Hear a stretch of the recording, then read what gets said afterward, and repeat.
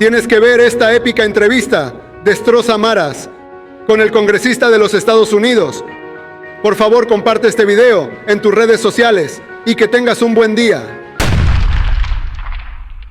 Hola amigos, bienvenidos una vez más a una nueva noticia. Y esto es lo que pasó hoy en El Salvador. Así que con mucho respeto y seriedad del caso, te traigo esta información. Y si gustas apoyarme, regálame un like y suscríbete. Esta noticia empieza así.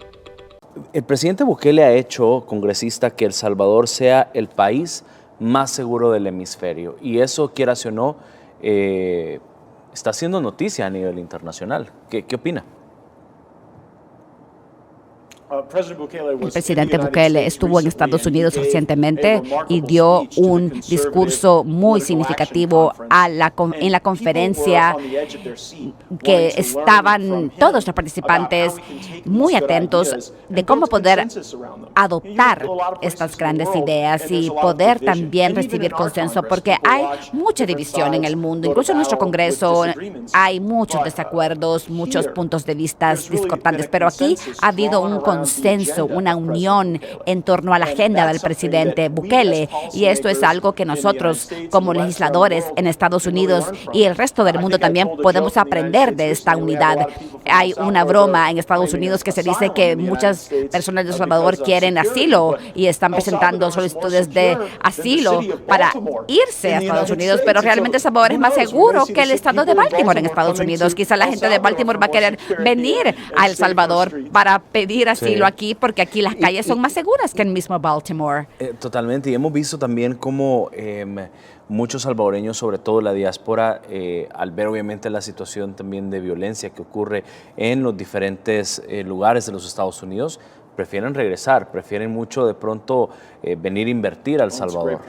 Realmente el encerrar a las pandillas, a las personas que estaban realmente liderando a las pandillas, no permitiéndoles liderar desde las cárceles, pudimos realmente instalar nuevamente el orden social. Y creo que esto dio oportunidad a que El Salvador florezca. Y sí, recuerdo las noticias, a veces en el aeropuerto, a veces uno escuchaba cosas y a veces estas cosas no tienen vuelta atrás y estábamos preocupados, pero tan malo como era.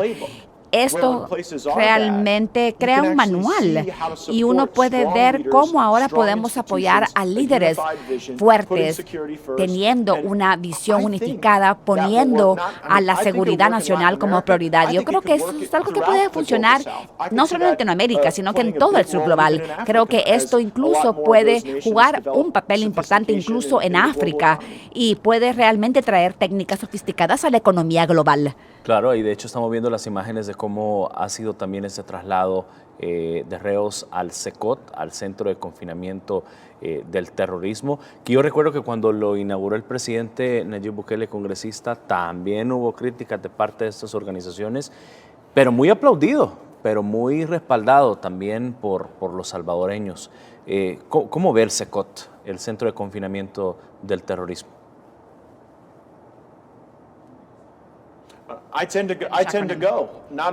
Yo quiero ir, no como recluso, sino que como invitado, por supuesto. Veo que las circunstancias son realmente importantes ver, porque yo quiero empujar la narrativa que las ONGs están realmente tratando de manipular. Yo prefiero eso que gente quemada o quemando llantas en las calles. Prefiero eso que los niños, las niñas, las mujeres siendo asesinadas o realmente negocios siendo abandonados porque no se pueden implementar. Creo que este es un sinónimo de orden y este es el sinónimo de traer o de sacar a los maleantes de la sociedad, porque ellos controlaban la sociedad salvadoreña y nadie merece eso. La ciudadanía no merece ser controlado por la delincuencia y finalmente hay un líder que entiende esto y que realmente no fue corrupto y pudo ir tras ellos. ellos. Miren México, cuántas veces vemos a Sinaloa pagándole al presidente de México y estamos hablando de mucho dinero aquí que están generando. Lo que ustedes tienen es un patriota comandando el país. También veo el trabajo diplomático en Washington. Inspira ahora un sentido de nacionalismo, de orgullo, de patriotismo. Mucha gente ahora quiere saber cuando El Salvador está representado, quiere aprender de la nueva herramienta que están aplicando para el éxito. Antes no era así. Antes estábamos pensando quién está sobornando al siguiente funcionario de gobierno, cuánta corrupción hay. Ahora la gente sabe que El Salvador está escribiendo una de las más grandes historias contadas en el país. Y cada buena historia tiene desafíos, tiene también ciertas debilidades, pero realmente ustedes están sobrepasando las dificultades. Y creo que aquí podemos ver las cifras, podemos por las cifras ver que la gente quiere venir al país, quiere invertir en el país, y eso solo significa mejor calidad de vida. Sin duda alguna, la transformación aquí en El Salvador ha sido impulsada por estas reformas en la seguridad nacional. Y, por ejemplo, ir tras las maras, la MS-13. El mundo pensaba que la MS-13 dirigía a El Salvador. Ahora sabemos que eso no es cierto, que primero es la gente en El Salvador. Y esto se debe a que ustedes tomaron esta postura muy rígida sobre las pandillas, sin los cambios y las leyes que les permitan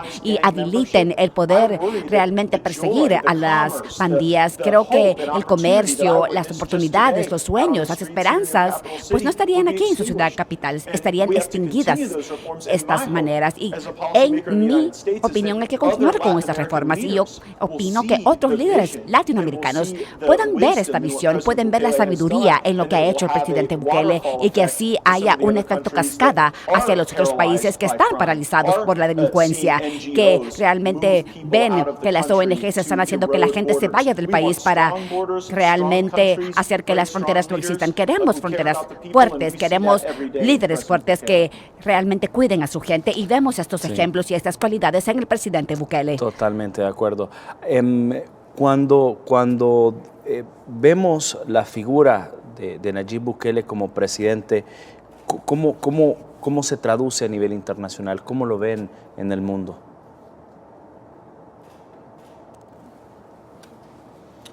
Un hombre de honor que asciende y que está liderando a un país ascendiente. Así lo vemos ahora.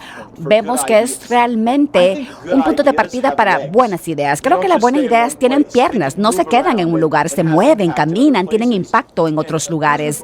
Y el presidente Bukele ha demostrado cómo ustedes pueden ir tras las fuerzas malignas que pueden traer calidad de vida dañina para las personas. Y toma coraje, y muchos líderes políticos no tienen esta valentía. También nos gusta la juventud y el optimismo que trae el presidente Bukele, porque este es un país joven y él es un líder joven, es una parte joven del mundo también. La juventud permite que uno pueda concebir el futuro de forma positiva y esperanzadora, y en los Estados Unidos en este momento tenemos política muy divisoria. Cuando yo hablo con mis amigos de El Salvador, ya sea si estén del lado izquierdo o en la derecha, tienen una visión en común de que el presidente Bukele está mejorando las cosas para todos y todas. Si acordamos o no con las políticas, vemos que estas políticas del presidente Bukele están haciendo que las calles estén más seguras, que sus familias estén más seguras, que ustedes puedan tener un negocio, tener una mejor vida. Y esa puede ser la nueva historia de El Salvador y la historia del hemisferio occidental si seguimos el liderazgo del presidente Bukele. Hablemos de la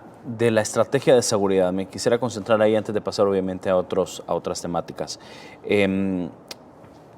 Yo recuerdo que en su momento, iniciando la estrategia de seguridad del presidente Nayib Bukele, el Plan Control Territorial o el régimen de excepción, fue muy criticado a nivel internacional por estas organizaciones con agendas oscuras.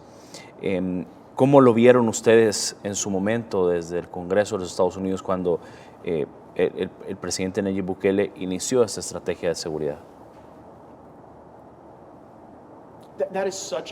Es una muy buena pregunta. Creo que hubo muchos líderes a nivel mundial que querían ser muy críticos al respecto. Ahora ya no hay argumento alguno con los resultados que vemos. Yo tengo el problema con, por ejemplo, los contribuyentes de los Estados Unidos que dan financiamiento a las ONGs que quieren criticar a su presidente. Las personas con las que yo trabajo, los contribuyentes que pagan impuestos en Estados Unidos, no deberían estar financiando a las ONGs para que vengan aquí a criticar al presidente Bukele. Deberíamos estar trabajando para fortalecer al presidente Bukele. Y yo creo que el motivo tras estos motivos es que quieren países débiles, fronteras débiles, policías débiles, porque si esto sucede así, entonces hay un ambiente permisible para que el delito impere, para mover drogas, para el narcotráfico, para que haya delincuencia. Queremos países fuertes para que realmente puedan defenderse. Y hay mucha influencia negativa que impulsan estas opciones que las ONGs quieren que uno acepte. Estas políticas van a fallar. Son las políticas que ya vimos en El Salvador antes del presidente Bukele. Y no queremos regresar al pasado, queremos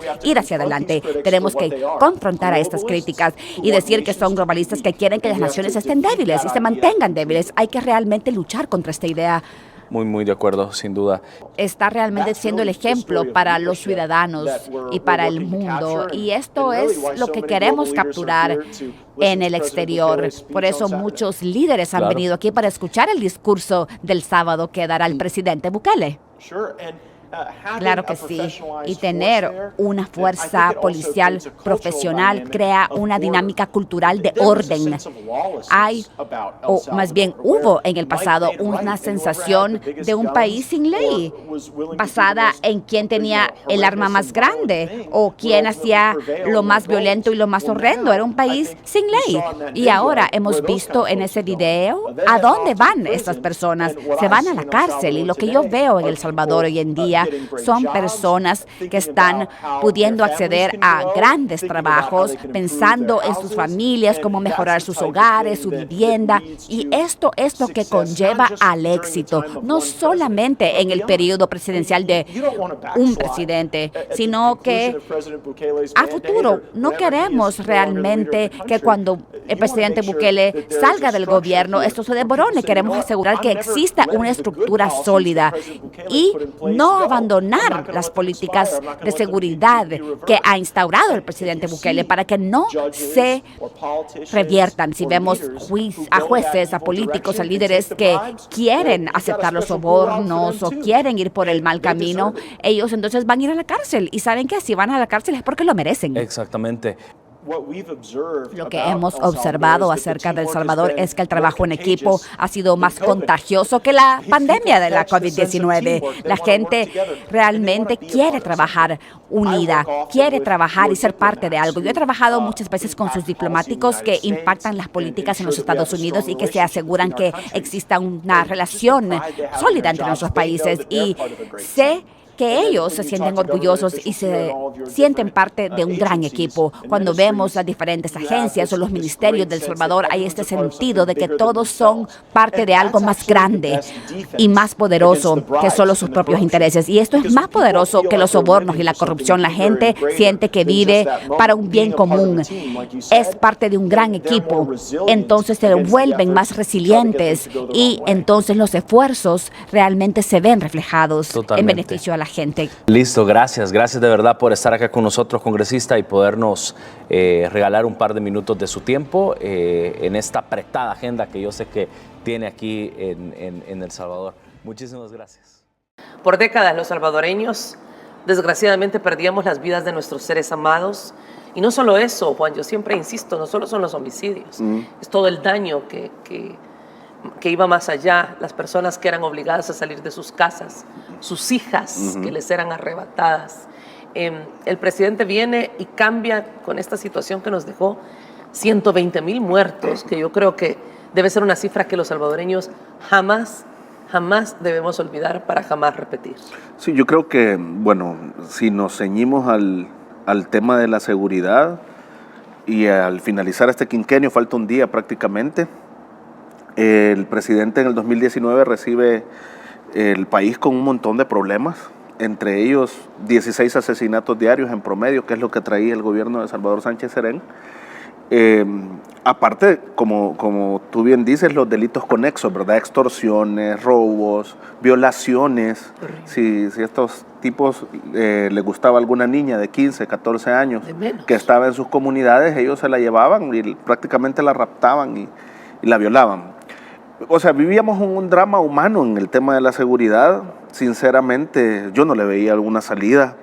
Y creo que no solo yo, sino que muchas personas, si en el 2019 que iba entrando la gestión, todos esperábamos que le fuera bien al presidente Bukele, pero el tema de la seguridad, el tema de las pandillas, cuando te habían vendido que eran incluso un mal necesario en la sociedad, decían algunos que llenaban unos espacios que el Estado no podía llenar, que era un microestado, que tenían un control de los territorios, etcétera. Todo lo que te decían los medios y el montón de ONGs que lucraban de esto, periodistas que lucraban de pandillas. O un presidente que te decía, hay que acostumbrarse.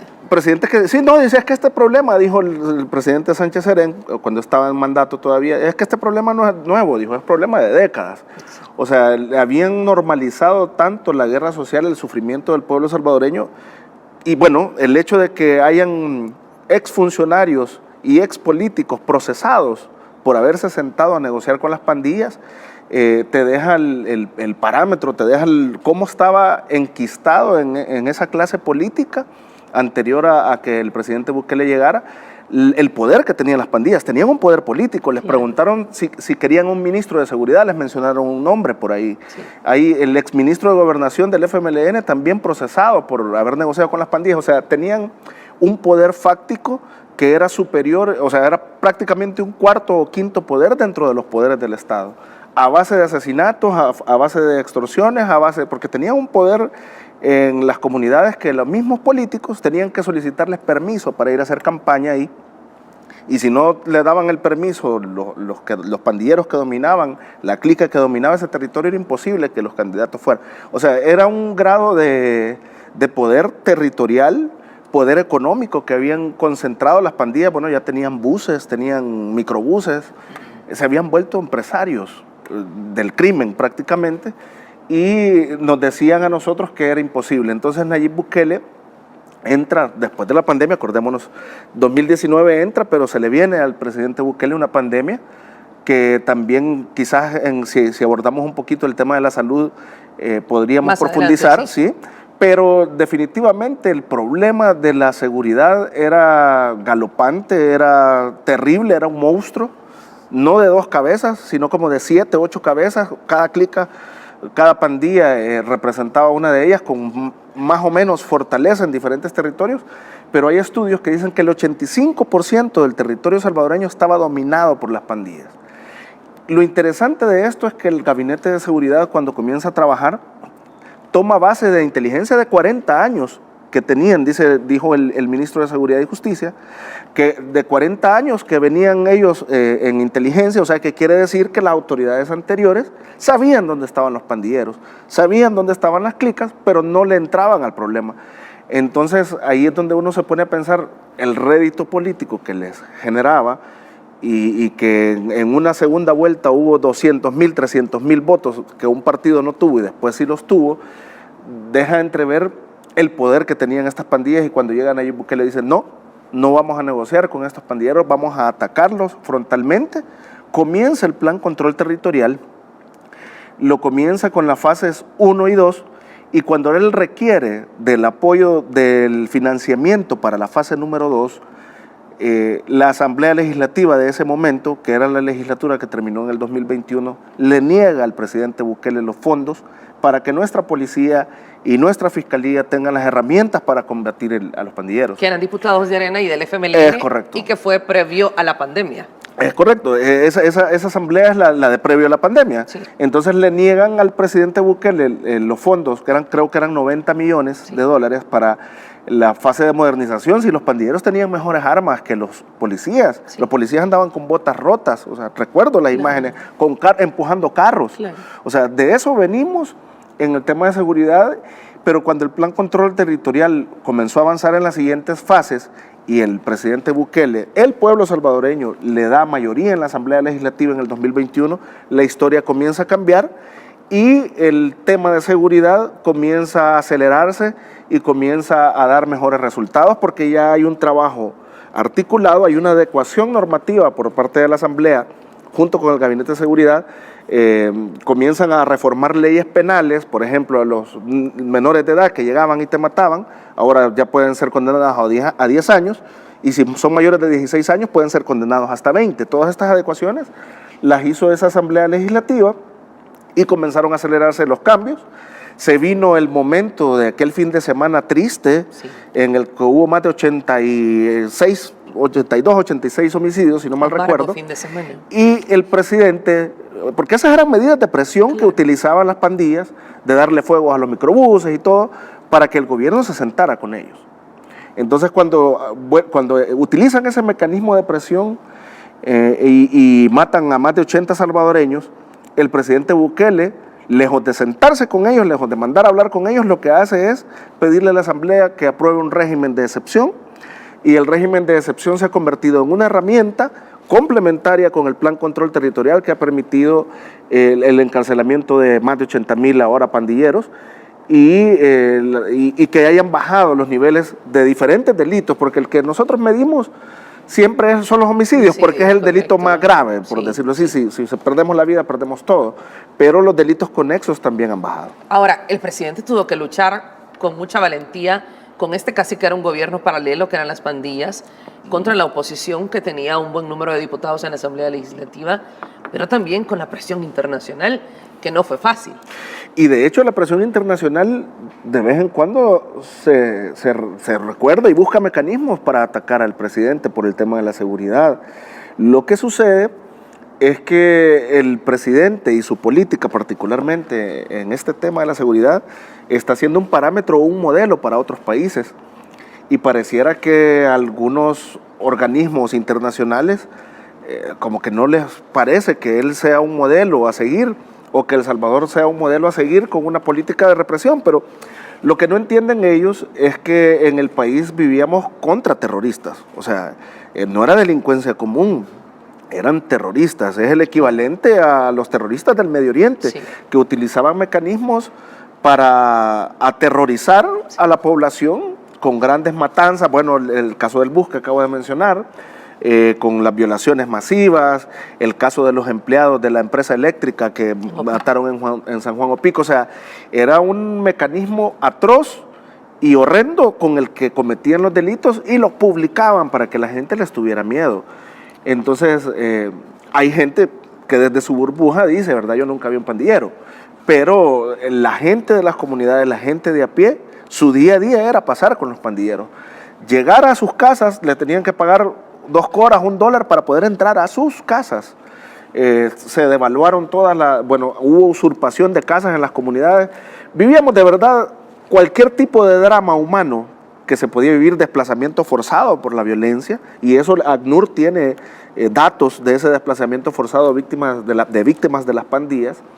Entonces vivíamos cualquier cuestión de drama humano, de sufrimiento de población civil, se vivía en El Salvador, víctima de las pandillas. Exacto, son ellos, muchos los que nos miran desde diferentes puntos, sobre todo desde Estados Unidos, nuestra diáspora querida, que más que ir en búsqueda, en la ambición de un sueño americano, fueron huyendo para poder salvar a sus hijos. Y estamos analizando los 5 años de gobierno del presidente Nayib Bukele, específicamente en materia de seguridad, y es que hay que decirlo, ha sido tal el éxito del presidente Bukele con la transformación que ha logrado en nuestro país en tan corto tiempo, que este excepcional trabajo en materia de seguridad le ha permitido ejecutarlo y continúa de la mano de diferentes dirigentes políticos internacionales con la intención de poder replicar estas medidas de seguridad. Sí, lo que mencionaba anteriormente. La figura política con mayor incidencia a nivel mundial. El presidente Nayib Bukele le ha otorgado una nueva imagen a El Salvador con las medidas de seguridad que ha implementado, mismas que varios países buscan replicar. Por ejemplo, la ministra de Seguridad de Argentina espera combatir la criminalidad bajo el modelo de seguridad aplicado en El Salvador. Que está, de alguna manera, es una copia del modelo que les permitió erradicar de una manera muy fuerte a las maras que azotaban a El Salvador. Incluso políticos de Estados Unidos reconocen que esa nación necesita con urgencia políticas como las que ha puesto en marcha el presidente Bukele.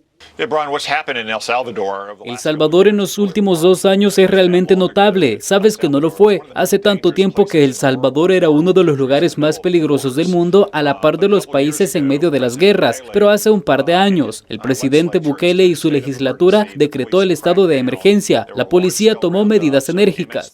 Orientado a llevar alivio. El alcalde chileno Rodolfo Carter también destaca la fase 2 del Plan Control Territorial, que incluye los centros urbanos de bienestar y oportunidades. Básicamente hay un par de programas sociales que dirige la mujer de Bukele que me pareció muy interesante, que están en las poblaciones más vulneradas por los maras, que tiene que ver con equipamiento para jóvenes y pelearle a los jóvenes al mundo de las maras. La capital de la muerte era parte de los titulares que utilizaban medios internacionales para referirse a El Salvador antes del 2019. Ahora la situación ha cambiado radicalmente, siendo el emblema de paz, prosperidad y modernidad, con un presidente que muchos pobladores en el mundo desean tener. Me encantaba cómo este representante de Chile decía el trabajo que está haciendo la primera dama Gabriela de Bukele de pelearle los niños, los jóvenes al mundo de las maras. Y es que no ha sido solo un esfuerzo del presidente Bukele. Obviamente también la primera dama ha tenido políticas, ha impulsado políticas muy importantes. Sí, bueno, la ley Nacer con Cariño, Crecer Juntos y también dentro del mismo Plan Control Territorial los cubos, ¿verdad? Sí. En donde los niños ahora tienen acceso a cuestiones que de sus comunidades era prácticamente imposible, que tuvieran un espacio donde pudieran jugar, desarrollarse, leer, etcétera. Entonces creo que esa es la parte integral y esa es la parte que algunos ONGs o algunos medios de comunicación quieren invisibilizar, porque si bien es cierto hay un brazo fuerte, represivo por parte del Estado, la policía, el ejército, también hay un brazo amigo que busca a estos niños de estas comunidades, involucrarlos en actividades que les puedan mejorar su desarrollo, en los cubos y todo lo demás, en la escuela, el programa de educación que les entrega tablets y computadoras a los niños y todo, o sea, es un abordaje integral, no solo es ir y agarrar presos, esa es la parte que quieren maximizar, ¿verdad? El ir y agarrar 80,000 presos y comenzar a decir que somos el país que tiene más presos por cada 100,000 habitantes en el mundo. Si lo quieren ver desde ese punto, pues está bien. Pero la otra parte, que es la que la población vive, la tranquilidad de salir a las calles, de ir al centro histórico, de llegar a sus comunidades a cualquier hora, sin el temor que vayan a ser asesinados o secuestrados o extorsionados, eso es algo con lo que, y de hecho las encuestas, incluso encuestas opositoras, lo dejan en claro, que la gente apoya el trabajo de seguridad que hace el gobierno del presidente Nayib Bukele. Entonces, si bien es cierto, hay un brazo fuerte de represión que no puede ser distinto, si no eran angelitos los que están ahí, también hay una mano amiga, y ahora también con el trabajo de Alejandro Guzmán con la Secretaría de Integración, que eso es más a largo plazo. O sea, yo creo que le vamos a haber ganado completamente la guerra a las pandillas cuando los niños de estas comunidades hagan alguna cuestión productiva, estudien, trabajen, aprendan un oficio y no piensen en ser pandilleros como pensaban antes. O sea, lo que pasa es que llegar a esas comunidades y vivir con la realidad que vivían esas personas es completamente distinta, era un nivel jerárquico bien definido, el palabrero era el que dominaba la zona, habían fronteras imaginarias entre las comunidades. Si usted vivía en otra comunidad, aunque no fuera pandillero, si usted vivía en otro lugar y lo encontraban ahí, le pedían el DUI, y si era de un lugar de pandilla contraria, fallecía, prácticamente lo mataban. Y teníamos niños de 10 años no jugando, teníamos niños de 10 años practicando con el arma o practicando tristemente cómo asesinar. Yo lo colocaba ayer en un tweet en X, cuando la primera dama decía, no estamos dispuestos a perder ni una generación más. Sí. Así es, definitivamente. Entonces, como yo digo, este trabajo al final va a rendir frutos quizás después de 5 o 10 años, y estos niños ya sean jóvenes adultos y hagan algo productivo. Pero es un trabajo que no podía hacerse con la presencia de las pandillas ahí, pues porque ellos mismos, aunque habían algunas organizaciones que trataban de rescatar a estos niños, a la larga la espiral de la violencia era tan grande que volvían a caer, ¿verdad? Entonces era bien difícil, y ahora que el Estado tiene control del territorio, pero sobre todo tiene control de las cárceles también. O sea, las cárceles aquí eran verdaderas universidades del crimen. La gente llegaba y las cárceles eran dominadas por las pandillas. Entonces ya, de hecho, sabían que X cárcel era de la pandilla 18 y X cárcel era de la Mara Salvatrucha. Y decían que si los juntaban se iban a matar, pero viene el presidente y ya construye el CECOT y los mete en el CECOT y no se matan. O sea, es que era fácil hacerlo y matar a la población civil, a población inocente, pero mire ellos si se matan ahora que están revueltos ahí en el CECOT. Entonces, esa también es trabajo de inteligencia, trabajo astuto, valiente, de tomar una decisión y decir, bueno, pongámoslos juntos, a ver si se matan. Podría haber ocurrido un drama también que se mataban, pero no ha ocurrido, gracias a Dios, y las políticas han sido efectivas, y por eso es que ha servido y está sirviendo de modelo para otros países. Juan, pero cuando usted habla de que este gobierno, las autoridades de seguridad han utilizado toda esta información de 40 años, es decir, los gobiernos pasados podían haber hecho algo. No existió voluntad, no existieron fondos. ¿Qué no existió? Bueno, para mí gran parte voluntad política. Lo que pasa es que aquí hubo industrias que crecieron de la mano de la delincuencia. O sea, aquí llegamos a tener más vigilantes de seguridad privada que policías. Entonces hubo industrias que lucraron del sufrimiento de la gente. No quisiera ser irresponsable y señalar, pero quizás en lo largo de los años los políticos de antaño vieron algún tipo de rédito, sea económico o rédito político. Acordémonos que el gobierno de Sánchez Serén tuvo un impuesto a la telefonía y a todos los dispositivos electrónicos para la seguridad, y recogieron miles de millones de dólares, y la seguridad no daba resultado, las políticas de seguridad que ellos ampliaban, pero estaba justificado. La gente decía, bueno, quiero comprar esta tablet, me cuesta más cara porque voy a pagar el impuesto para la seguridad, pero ojalá que hagan algo, pero no hacían nada. Entonces, hasta cierto punto, el tema delincuencial le generaba algún rédito, tanto político y económico, porque tenía justificación para comenzar a ponernos ese tipo de impuestos como el que estoy mencionando ahora.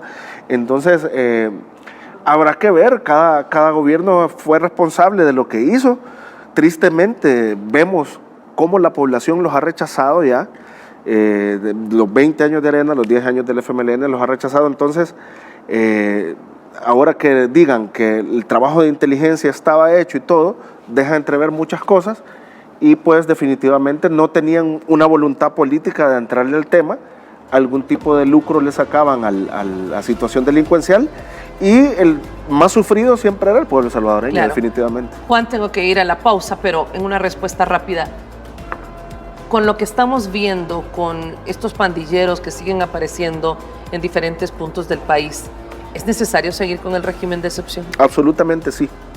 Absolutamente sí, porque no podemos quitar, no se puede, el gobierno no puede quitar la herramienta de golpe, sino que tiene que llevar en algún momento que se haya erradicado estos, todavía hay, bueno, en Apopa, con el cerco militar que han tomado en Apopa ahorita, han capturado bastantes delincuentes. Entonces, lo que pasa es que ese tipo de cáncer, que son las pandillas, van mutando, van buscando cómo esconderse, se van para otros lugares, se mueven de territorios, pero qué bien que ahora los que huyen son ellos y no la población civil. Entonces, quitar la herramienta de golpe podría ser contraproducente para lo logrado. Creo que el régimen de excepción debe continuar, y eventualmente, pues sí, en algún momento se va a terminar, pero hoy por hoy no. Hemos llegado al final de la información de estas noticias. Yo soy tu amigo Wilson Valencia, y suscríbete para darte más información a diario sobre estas noticias. Regálame un like si te ha ayudado. Nos vemos. Que Dios te bendiga.